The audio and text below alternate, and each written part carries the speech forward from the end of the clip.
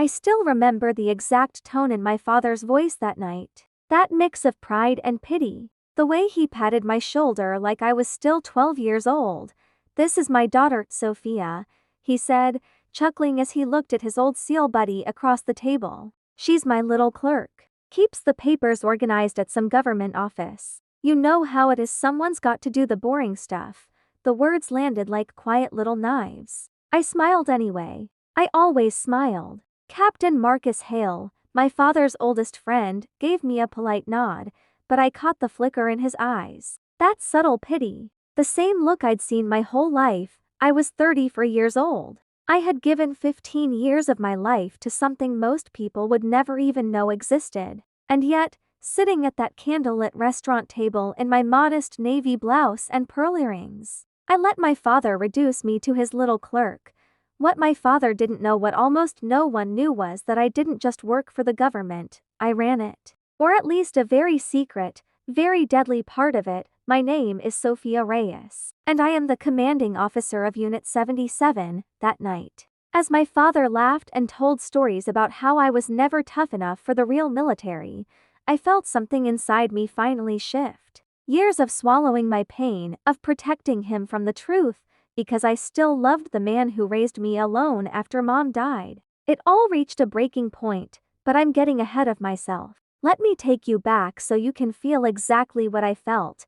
I grew up in a house filled with military ghosts. Dad was a legend in his own right, decorated officer, instructor, the man who trained younger SEALs. After Mom passed when I was 9, the house became a shrine to discipline, duty, and strength. He wanted a son. He got me. And no matter how hard I tried, I was never quite enough.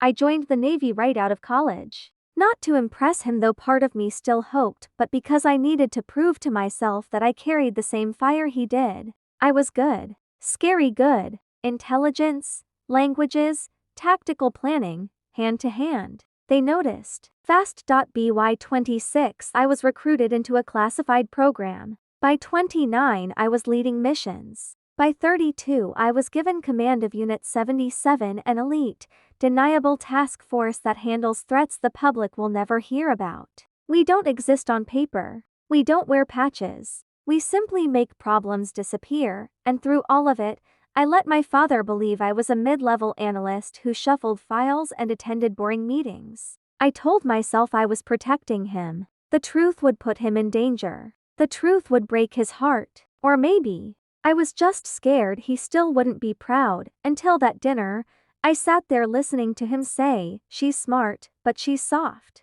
Takes after her mother. Good thing she found a safe little desk job." Captain Hale laughed politely. "Nothing wrong with that. Someone's got to keep the lights on." I felt my hands tighten around the stem of my wine glass. Something cold and calm settled over me. I had spent years burying my pain. That night, I decided I was done burying it. I looked at my father, smiled softly, and said, "You're right, Dad. Someone does have to keep the lights on." He had no idea I was talking about an entirely different kind of darkness. The days after that dinner were quiet on the surface, but inside, I was unraveling. Every time I closed my eyes, I heard his voice, "My little clerk." I saw the way Captain Hale had looked at me with the gentle kindness reserved for people who were less. And the worst part, I had allowed it. For years, I started replaying my life like a movie I couldn't pause. The missed birthdays because I was in some jungle or desert on classified ops. The holidays I spent monitoring hostage situations instead of sitting at my father's table. The promotions I couldn't tell him about. The medals locked in a safe because they didn't officially exist. The nights I came home with bruises I explained as tripping on stairs at the office. I had sacrificed everything to become someone extraordinary. And the one person whose pride I still craved looked at me like I was ordinary. The betrayal wasn't loud. It wasn't a single moment of cheating or abandonment. It was death by 1,000 small humiliations spread over decades. Every time he introduced me to his friends. Every time he sighed and said, "At least you're safe." Every time he compared me to the sons of his buddies who actually made something of themselves. I cried in my car after that dinner. Not soft, pretty tears, ugly, shaking sobs that left me gasping. I felt broken, shattered, like the little girl who just wanted her father to see her was still trapped inside the woman who commanded one of the most feared units in the world, but pain has a way of turning into fuel when you've carried it long enough. I went back to base the next week with a different energy. My team noticed. They said I was sharper, colder, more decisive. We had a high-stakes operation coming up, a terrorist network that had infiltrated multiple government levels. The kind of threat that could cost thousands of lives if we failed. I threw myself into it completely. Meanwhile, my father kept texting casual messages. Hope you're not working too hard at that desk. Captain Hale said you seemed like a nice girl. Each one twisted the knife deeper. I realized something painful. He didn't just underestimate me. On some level, he needed to believe I was small. Because if I was extraordinary, then maybe his own disappointments in life would feel heavier. Maybe he had failed to make me into what he wanted. That realization hurt more than anything. One evening, after a brutal training session, I sat alone in my office and made a quiet decision. I wasn't going to hide anymore. Not to protect him. Not to keep the peace. The truth was going to come out, and it was going to come out on my terms, but I had no idea that fate would force my hand sooner than I expected. 3 weeks later, everything exploded.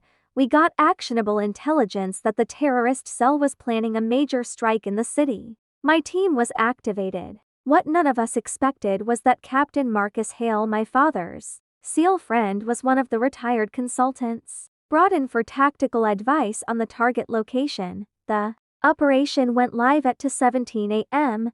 I was in the command center, directing multiple teams in real time. My voice was ice. My orders were precise. Lives depended on it. At 3:40 a.m., things went wrong. One of our ground teams was pinned down. Heavy fire. We were losing men. I made the call that only the commander could make. I suited up and went in myself. When I entered that warehouse under night vision, rifle ready, calling out coordinates and pulling my wounded operator to safety, I wasn't thinking about my father. I was thinking about the mission. About the people who trusted me with their lives. What I didn't know was that Captain Hale had been brought to the secondary command post to observe. He saw everything. He saw me leading the extraction. He saw the respect my operators gave me. He heard my call sign Shadow Actual repeated over the radio with urgency and trust. By the time the sun rose, the threat was neutralized. My team was safe, and Captain Hale had gone completely silent. 2 days later, my father called me. His voice was shaking. Sophia, Marcus just left my house. He told me what he saw. He told me, you're in charge of Unit 77, that you went in yourself, that you're their commander. I stayed quiet for a long moment. Yes, Dad, I am. The silence on the other end was deafening. I could almost hear his world cracking. He came to my apartment that evening. The man who had always stood so tall looked small, broken, tears in his eyes. I called you my little clerk, he whispered. In front of Marcus. In front of everyone. All these years. I thought I was protecting you. I thought I was being realistic. I had no idea what you were carrying. I let him speak. I let every painful word come out. And then I told him my truth. I told him about the nights I wanted to call him but couldn't. About the wounds I stitched myself because I couldn't explain them. About how every time he diminished me, a part of me died inside. About how I still loved him, but I couldn't keep shrinking myself so he could feel big. He cried. Real, heavy tears. The kind I had never seen from him. Captain Hale reached out the next day. He told me he had never been more wrong about someone in his life. He apologized with the respect of one warrior to another. My father started showing up differently. He didn't try to take credit. He didn't make excuses. He simply asked questions. He listened. For the first time he saw me, the revenge wasn't loud or cruel. It wasn't about destroying him. It was about finally refusing to disappear. I didn't need him to fall apart. I needed him to see the woman I had become without his permission. Today, our relationship is quieter, more honest. He still slips sometimes, old habits die hard. But now when he does, I gently correct him. And he listens. If there's one thing I want you to take from my story, it's this: never let anyone, not even the person who raised you, define the limits of who you are. Your worth is not measured by their pride. Your strength is not validated by their approval. Sometimes the greatest revenge isn't making them suffer. It's becoming undeniable. So undeniable that the truth itself becomes the reckoning. I'm no longer my father's little clerk.